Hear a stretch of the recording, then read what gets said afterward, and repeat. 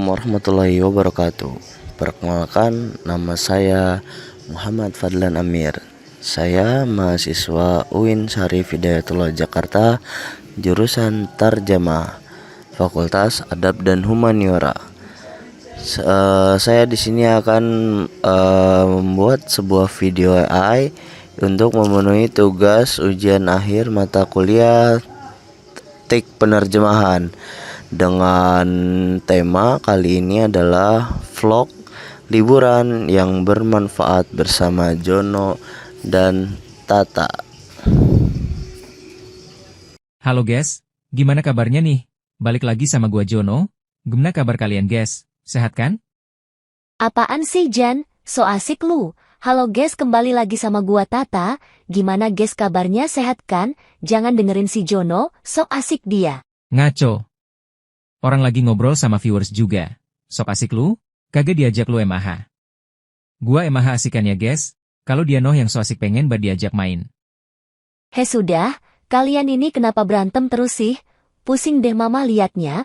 Kalian kalau sapa viewers jangan berantem, nanti viewersnya nggak mau ketemu kalian gimana? Jangan berantem ya, harus akrab. Iya mama. Iya mama.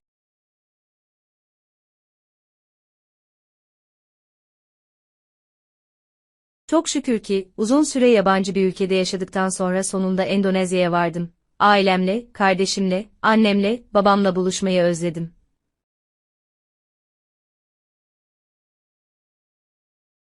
Hahaha, kalian pasti bingung ya aku ngomong bahasa Turki. Jadi artinya aku tuh seneng banget bisa pulang ke Indonesia.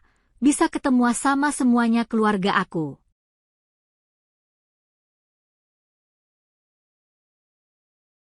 Assalamualaikum, kakak, mamah, Jono, Tata. Aku sampai. Kalian di mana nih? Aku kangen kalian nih. Waalaikumsalam, halo Hana, alhamdulillah kamu sudah sampai, senang sekali bisa lihat adikku sudah sampai, Jono, Tata, Tante Hana sudah sampai nih. Waalaikumsalam. Halo Tante Hana. Gimana kabarnya Tante? Seneng deh bisa ketemu Tante. Tante sudah lama banget di Turki akhirnya pulang juga.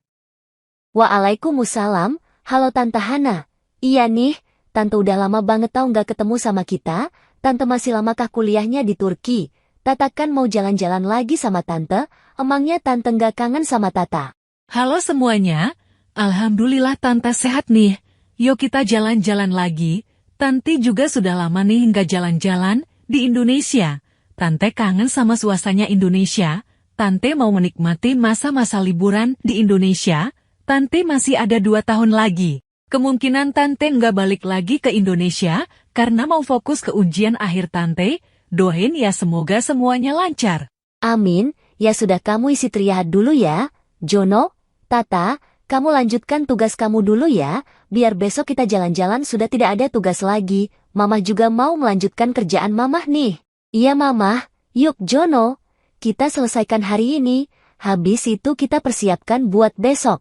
Kita liburan sama Tante Hana. Yay, akhirnya kita akan jalan-jalan sama Tante Hana lagi. Tante, kira-kira kita akan kemana ya? Aku udah nggak sabar nih pengen liburan sama kalian, apalagi akhir-akhir ini baru selesai ulangan, jadi butuh liburan nih, hehehe. Yuk Tante kita jalan, aku juga sudah nggak sabar nih. Kita mau ke pantai kah? Atau gunung? Atau kita ke taman bermain? Aku sudah yang sabar nih Tante, hehehe. Ayo Jono, kita masuk ke mobil duluan.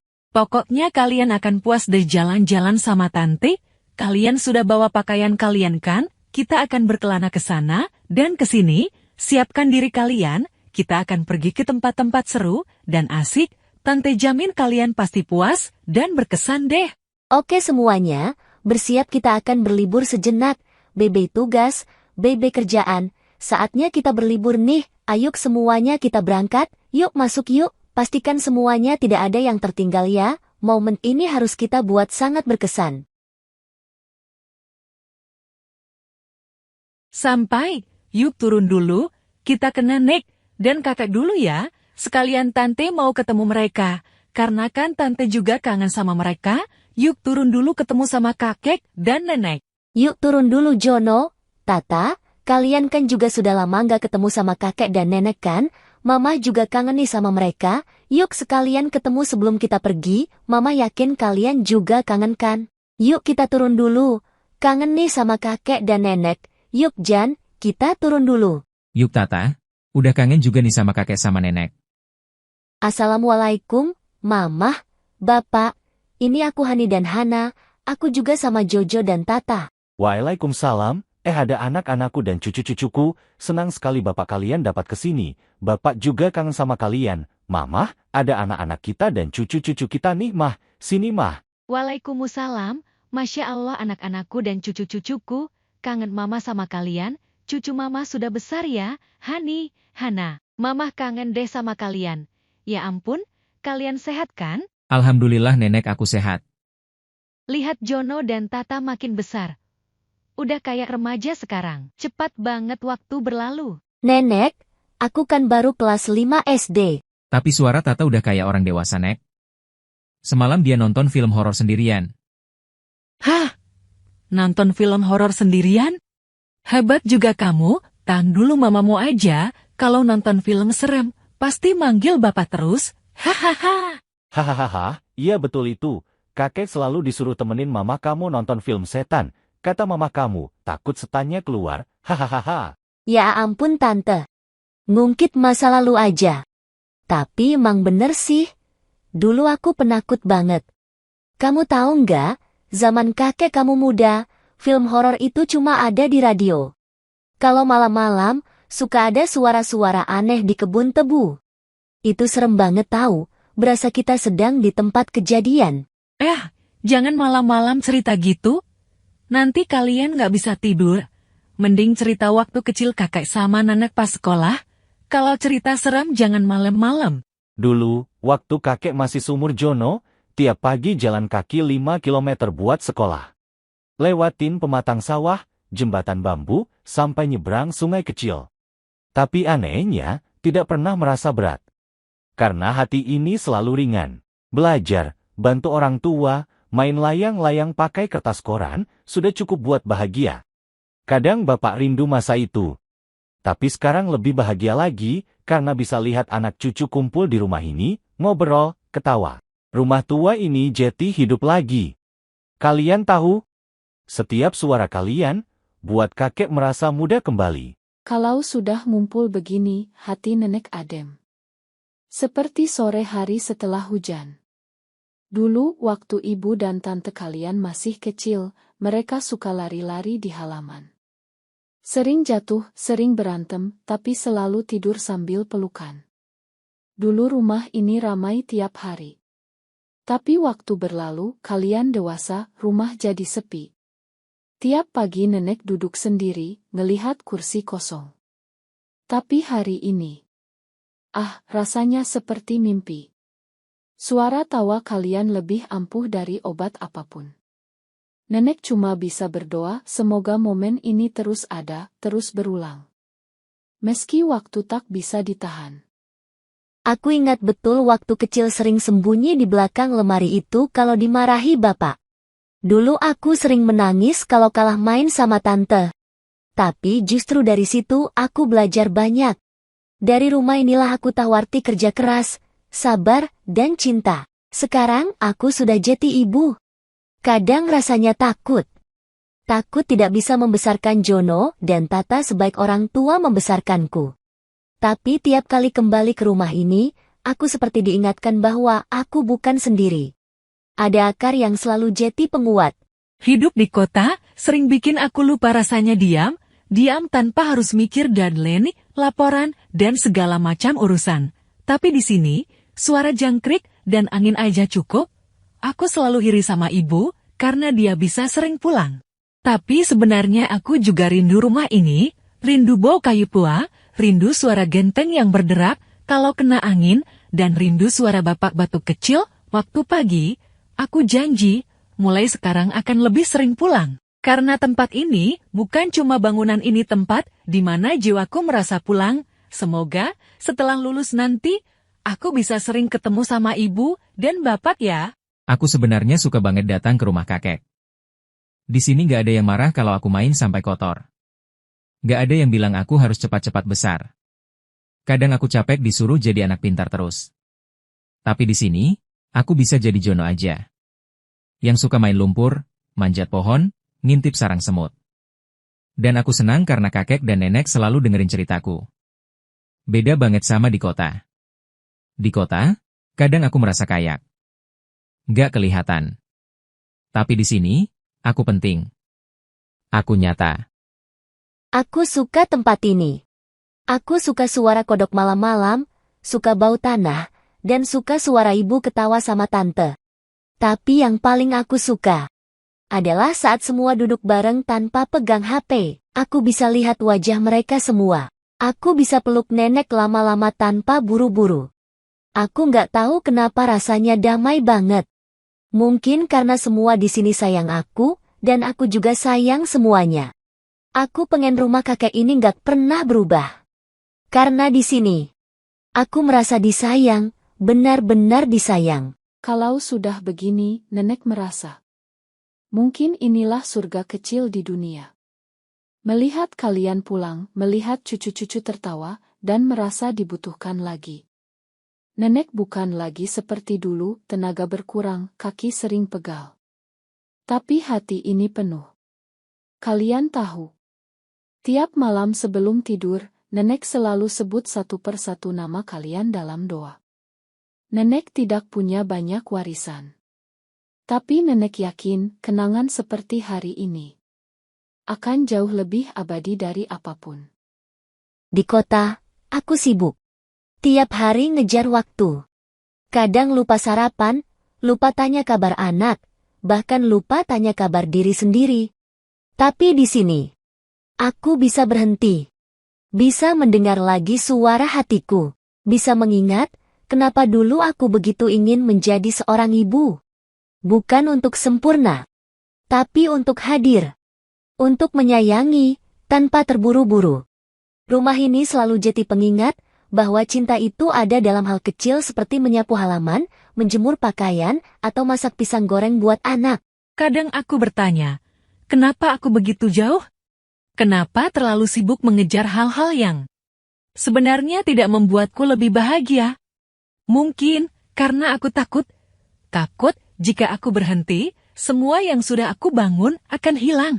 Tapi sekarang aku sadar, yang paling penting, tidak pernah benar-benar pergi, rumah ini, suara bapak, pelukan ibu, teriakan anak-anak kecil di halaman semuanya tetap ada. Aku yang menjauh. Tapi tidak lagi, aku akan kembali lebih sering. Karya aku juga butuh pulang. Aku nggak tahu gimana cara bilang ini ke mama. Tapi hari ini, aku merasa kayak aku bisa napas. Nggak ada PR, nggak ada les, nggak ada disuruh belajar terus. Tapi, aku juga belajar banyak hari ini. Tentang sawah, tentang tanah, tentang suara jangkrik, dan tentang bagaimana rasanya dicintai tanpa syarat. Aku jadi pengen punya rumah seperti ini suatu hari nanti. Biar anak-anakku nanti juga bisa lari-lari, jatuh, kotor, dan tetap dicintai. Hari ini aku gambar rumah kakek. Tapi rasanya aku belum bisa gambar semuanya. Karena rumah ini bukan cuma punya tembok dan jendela. Rumah ini punya tawa, punya pelukan, punya kenangan. Kalau bisa, aku mau bawa rumah ini kemanapun aku pergi. Hari ini aku gambar rumah kakek. Tapi rasanya aku belum bisa gambar semuanya. Karena rumah ini bukan cuma punya tembok dan jendela. Rumah ini punya tawa, punya pelukan, punya kenangan. Kalau bisa, aku mau bawa rumah ini kemanapun aku pergi. Jono, Tata, mau ikut kakek lihat pemandangan enggak? Kek, pagi-pagi gini, enaknya dengar cerita kakek deh. Ceritain dong waktu kecil kakek kayak apa sih? Tata masih penasaran nih. Waktu kecil ya? Kakek tumbuh di sebuah kampung kecil di pinggir hutan. Rumah kakek cuma berdinding bambu dan beratap rumbia. Kalau hujan, air netes-netes dari atap. Tapi kami bahagia. Tidur beralaskan tikar pandan, makan nasi jagung sama ikan asin, tapi hatinya selalu hangat. Tapi justru di situ kakek belajar banyak. Belajar sabar, belajar hormat sama orang tua, dan yang paling penting, belajar bahwa hidup itu bukan soal punya banyak. Tapi soal bisa menghargai yang sedikit. Setiap pagi sebelum sekolah, kakek bantu ibu ngangkat air dari sumur, lalu nyapu halaman. Baru setelah itu jalan kaki ke sekolah, ngelewatin sawah, nyebrang jembatan bambu, dan kadang harus kejar-kejaran sama angsa. Kakek gak pernah bosan ya? Sekolah jauh-jauh gitu? Capek sih, Jan. Tapi setiap langkah itu penuh semangat. Karena di sekolah, kakek bisa baca buku, dengar cerita guru, dan ketemu teman-teman.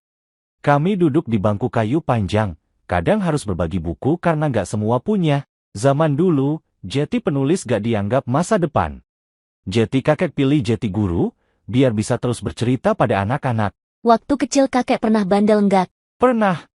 Hehehe. Pernah satu kali kakek dan teman-teman nyolong buah mangga dari pohon Pak RT. Kami panjat pohon sambil tiarap-tiarap, kayak tentara. Begitu mangga jatuh, tiba-tiba Pak RT keluar bawa sapu lidi. Nak, jangan mencuri. Kalau kalian lapar, bilang. Mungkin perut boleh kenyang, tapi kalau hati yang susah, itu karena kecurangan. Pak RT nggak mau warga sini, remajanya, jadi seorang pencuri. Masa depan kalian itu masih panjang. Gunakan untuk hal kebaikan. Kalau kalian butuh apa-apa, bilang sama Pak RT ya. Pak RT bisa bantu, selagi itu dalam hal kebaikan. Ya, Kakek dulu punya sahabat? Yang paling berkesan di hidup kakek? Namanya Dul. Badannya kecil tapi otaknya encer. Kami kayak kembar. Kemana-mana bareng. Main layangan bareng, nyari belut di sawah, bahkan bikin radio dari kaleng dan benang. Pernah kami bikin rakit dari drum bekas dan kayu. Mimpinya mau nyebrang ke seberang pulau kecil di tengah sungai. Tapi belum juga 10 meter, rakitnya pecah. Kami kecebur. Waktu Dul pindah ke kota karena ikut orang tuanya, kakek nangis diam-diam di gubuk belakang rumah. Rasanya kayak kehilangan saudara. Tapi dari situ juga kakek belajar, orang datang dan pergi, tapi kenangan akan tinggal. Kakek pernah suka sama cewek waktu kecil? Kalian ini. Ya, ada. Namanya Sri. Anak tukang jahit. Matanya bening, suka neri di acara 17 EN. Kakek cuma bisa ngelihatin dari jauh. Suatu hari kakek beranikan diri kasih bunga kertas buatan sendiri. Tapi tahu gak? Waktu dikasih, kakek malah salah ngomong, bilangnya. Ini bunga buat ibumu. Padahal maksudnya buat dia. Wajah kakek merah kayak tomat. Habis itu kakek ngumpet di balik semak seharian. Hahaha. Kakek bisa aja. Kek, apa yang paling kakek syukuri dari masa kecil? Yang kakek syukuri, keluarga. Sekalipun hidup sederhana, kami saling jaga. Bapak keras, tapi penuh kasih. Ibu gak pernah lelah nyuapin anak-anaknya, walau lauk cuma tempe goreng. Setiap malam, kami duduk di depan pelita minyak tanah, dengerin cerita bapak tentang perjuangan kemerdekaan. Di situ kakek belajar bahwa hidup bukan cuma soal makan kenyang, tapi tentang punya nilai. Tentang punya tujuan. Dan sekarang, kakek bersyukur bisa cerita itu ke kalian. Karena kalian cucu-cucu kakek adalah bagian dari perjalanan itu. Kek, aku jadi pengen balik ke masa itu. Rasanya hangat, walau semuanya sederhana. Betul, Nak. Kalian sekarang hidup di zaman yang serba mudah. Tapi jangan lupakan akar. Jangan lupa bahwa kakek dan nenek kalian dulu pernah menanam benih yang hari ini kalian nikmati. Aku janji kek, akan bawa cerita ini ke anak-anakku kelak. Biar mereka tahu, mereka berasal dari keluarga yang kuat dan sederhana tapi penuh cinta. Itu saja cukup, Jan. Itulah warisan terbaik. Nilai, cerita, dan hati yang jujur. Itu merupakan kombinasi kebaikan yang tidak ada yang mengalahkan. Keluarga ada harta yang paling berharga. Kek, liburan nanti cerita lagi ya. Mungkin tentang waktu kakek mulai jadi guru. Aku mau banyak lagi cerita dari kakek. Cerita kakek pas muda sangat menarik, melihat perjuangan kakek dari sekolah sampai bisa sukses seperti sekarang. Aku bangga punya kakek yang hebat, aku mau seperti kakek, yang bisa berjuang di dalam keterbatasan dan kekurangan. Nanti libur sekolah kita cerita lagi ya. Dengan senang hati. Tapi nanti gantian kalian juga cerita, ya? Kakek juga ingin tahu seperti apa rasanya jadi anak sekarang. Kakek kan juga mau merasakan jadi anak muda di zaman sekarang.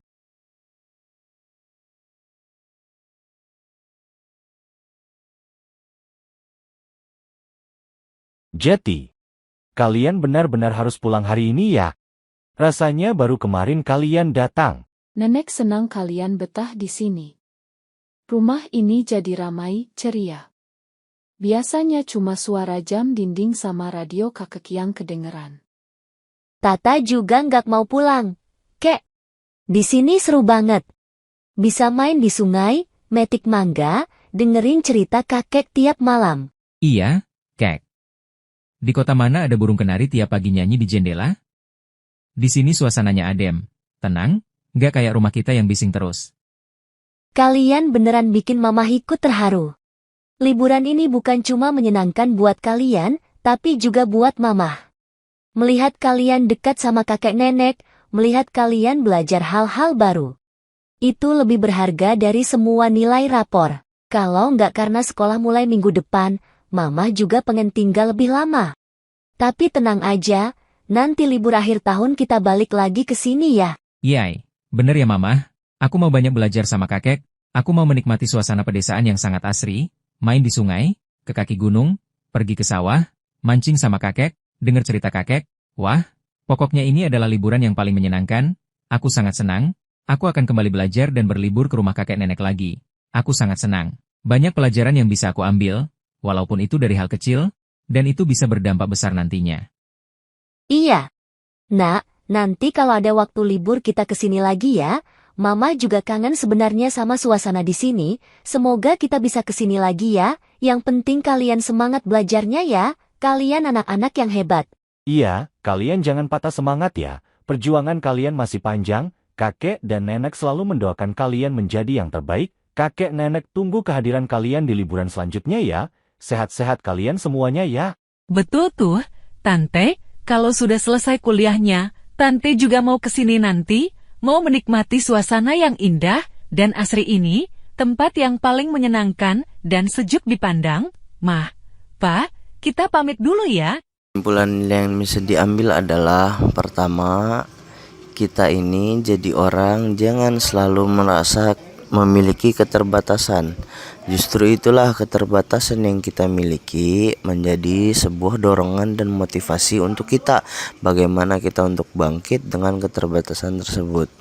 Keterbatasan merupakan sesuatu yang tidak kita miliki dan kita berusaha untuk menggapainya. Seperti yang dialami oleh kakek Jono dan Tata semasa hidupnya. Beliau selalu memiliki keterbatasan dari segi aspek ekonomi maupun secara teknologi. Hal itu tidak membuat kakek Jono putus asa. Dia selalu berusaha untuk menjadi yang terbaik. Dia selalu mengambil hikmah di setiap kejadian dan dia selalu berbuat baik kepada sesama. Memiliki teman yang baik, memiliki lingkungan pun yang baik. Kakek Jono merupakan contoh individu yang bagus dalam memotivasi anak-anak muda sekarang, Gen Z, untuk bagaimana berjuang, bagaimana bertahan hidup, bagaimana bangkit dari keterpurukan untuk menuju sesuatu yang kita inginkan. Tidak melulu tentang sebuah teknologi, ekonomi, privilege, dan macam-macam lainnya. Semua bisa dimulai dari nol. Itulah motivasi terbesar yang ditanamkan oleh kakek Jono kepada Jono dan Tata. Dan juga ditanamkan kepada anak-anak mereka, yaitu Mamah Jono dan Tata dan juga Tante Hana. Kita sudah melihat dan kita sudah mengetahui siapa itu Tata, Jono, mamahnya, Tante Hana, kakek, dan nenek. Mereka merupakan sebuah keluarga yang sangat harmonis, di mana keluarga itu dipimpin oleh seorang bapak yang dalam cerita ini kita sebut kakek. Kakek berasal dari sebuah keluarga sederhana yang sangat keterbatasan baik segi ekonomi maupun teknologi. Apakah hal ini menjadi tantangan? Ya, betul. Hal ini menjadi tantangan bagi seorang kakek tersebut, tetapi tidak untuk hambatan. Kakek ini selalu berjuang untuk mendapatkan hasil yang terbaik, selalu berjuang untuk mendapatkan apa yang diinginkan dengan cara hal-hal baik. Ia terus berusaha, ia terus belajar, mengambil sebuah hikmah dari kejadian dan mengamalkannya.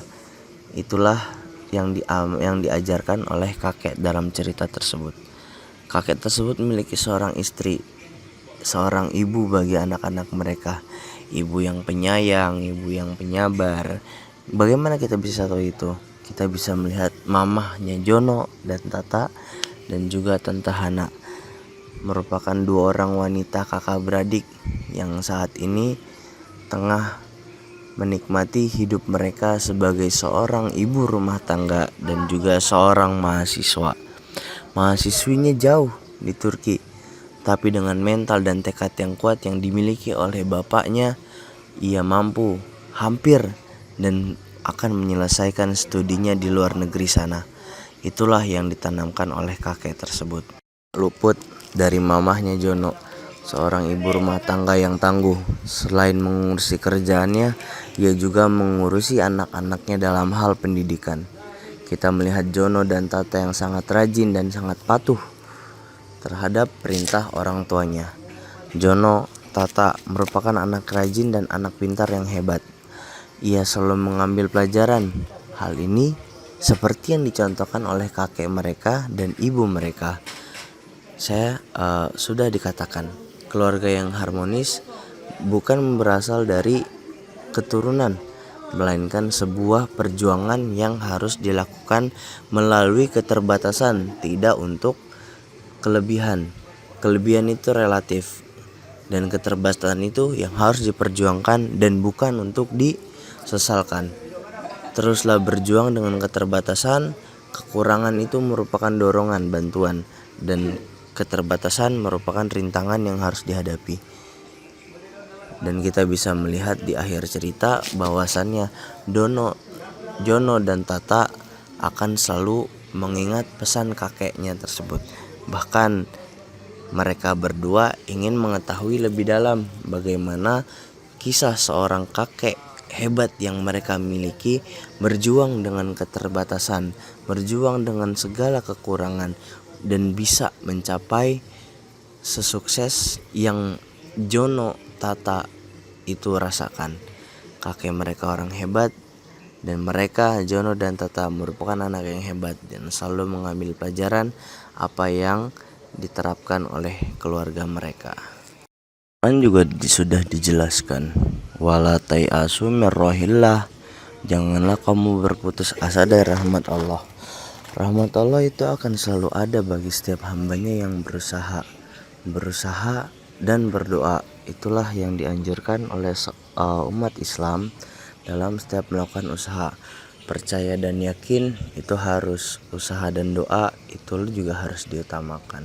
Ingat, usaha tanpa doa itu sama saja sombong, dan doa tanpa usaha itu omong kosong.